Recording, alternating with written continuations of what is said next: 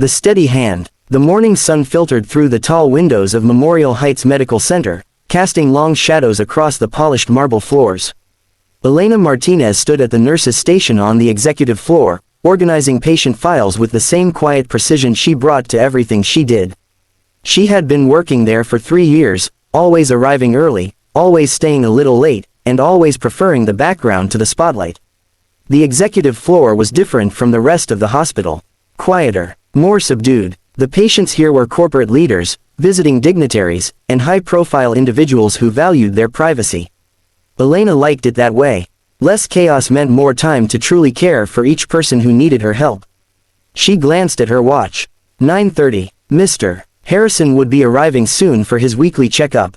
James Harrison was the CEO of Harrison Technologies, a company that had transformed from a small startup into a billion-dollar enterprise under his leadership. He was only 38, but the weight of responsibility seemed to age him. Elena had been his primary nurse for the past 6 months, ever since he'd started coming in for what his assistant called routine executive health screenings. The elevator chimed softly, and Elena looked up to see James step into the hallway.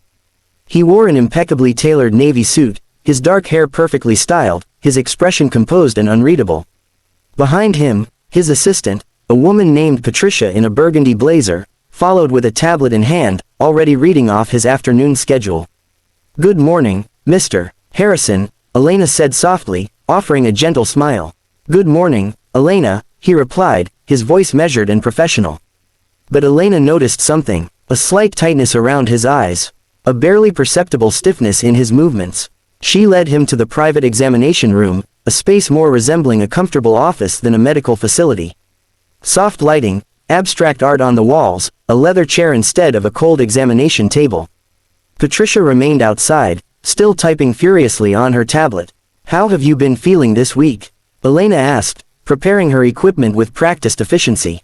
"Fine. Busy, but fine," James answered, but his gaze drifted to the window rather than meeting her eyes. Elena had learned to read the unspoken language of her patients. The ones who said they were fine rarely were.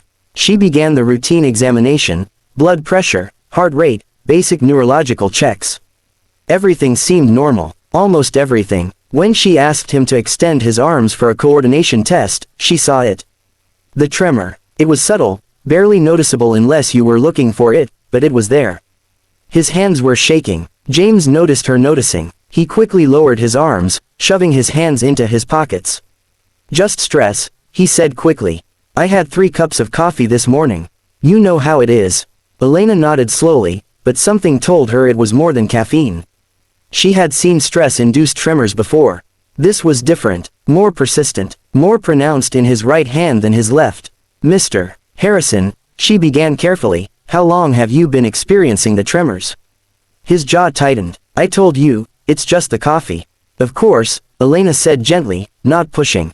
But she made a note in his chart. Over the next 3 weeks, Elena watched the tremors worsen. James tried to hide them, holding documents with both hands, keeping his hands clasped together during conversations, turning away when he signed paperwork. But Elena saw. She always saw. What troubled her more was the fatigue she noticed in his eyes, the way he occasionally paused mid-sentence as if searching for a word that should have come easily. The way he gripped the arm of the chair when he stood up, as if his balance wasn't quite what it should be. On his 4th visit, Elena made a decision. As she finished the routine examination, she spoke quietly. "Mr. Harrison, I'd like Dr. Patel to consult on your case. He's a neurologist, and he's one of the best in the state." James's expression hardened. "That's not necessary. I believe it might be," Elena said, her voice remaining soft but firm. "These symptoms you're experiencing, they're not just stress. I think you know that." For a long moment, James said nothing. Then, to Elena's surprise, his shoulders sagged slightly, the corporate armor cracking just enough to reveal the worried man beneath. "I can't," he whispered. "If word gets out that I'm seeing a neurologist, the board will panic. Our stock price will drop. We're in the middle of a major acquisition. Thousands of jobs depend on this deal going through." Elena pulled a chair close and sat down, meeting him at eye level. "Mr. Harrison, James, your health is more important than any business deal. If something is wrong, catching it early makes all the difference. What if it's something that can't be fixed?" His voice was barely audible. What if it's the beginning of the end? What if it's something treatable? Elena countered gently. What if we're worrying about shadows when all we need is to turn on a light? James looked at her then, really looked at her, and Elena saw past the CEO, past the confident leader, to the frightened human being beneath. You won't tell anyone. Doctor-patient confidentiality, Elena assured him. And Dr. Patel is incredibly discreet. He works with many high-profile patients. James agreed, though reluctantly. 2 days later, after a comprehensive neurological examination and several tests, Elena sat with James in the consultation room as Dr. Patel delivered his findings. The good news, Drive, Patel said, his kind eyes crinkling at the corners, is that you don't have a degenerative neurological disease. The tremors, the fatigue, the cognitive fog, they're all symptoms of severe vitamin B12 deficiency combined with thyroid dysfunction. James blinked. That's it, Drive, Patel confirmed. Highly treatable with supplements and medication. You'll start feeling better within weeks. Your dietary restrictions and the stress you've been under likely exacerbated the deficiencies. But this is entirely manageable. The relief that washed over James's face was profound. He actually laughed, a sound of pure, unburdened joy. I thought I was dying. I thought I had early onset Parkinson's or ALS or, his voice broke. You're going to be fine, Elena said softly, placing a reassuring hand on his arm. But you need to take care of yourself.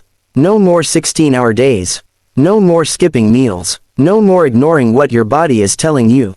6 months later, Elena was surprised to receive a call from Patricia, asking if she could meet James in the hospital's meditation garden during her lunch break. When she arrived, she found him sitting on a bench beneath a flowering magnolia tree. He looked different, healthier, more relaxed, genuinely happy.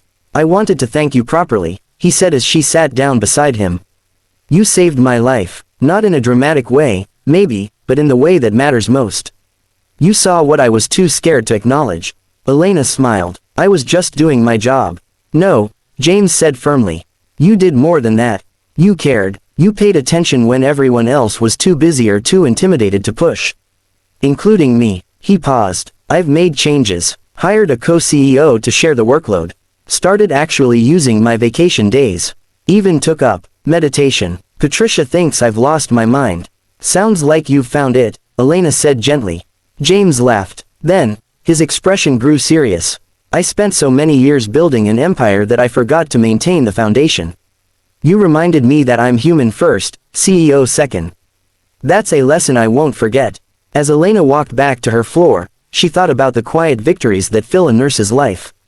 The ones that don't make headlines or break records, but change everything for the person who needed someone to notice, someone to care, someone to gently insist that they matter. Sometimes the bravest thing you can do is let someone help you. And sometimes the most powerful thing you can do is simply pay attention, to see the person behind the trembling hands and understand that beneath every strong exterior, there's a human heart that deserves compassion.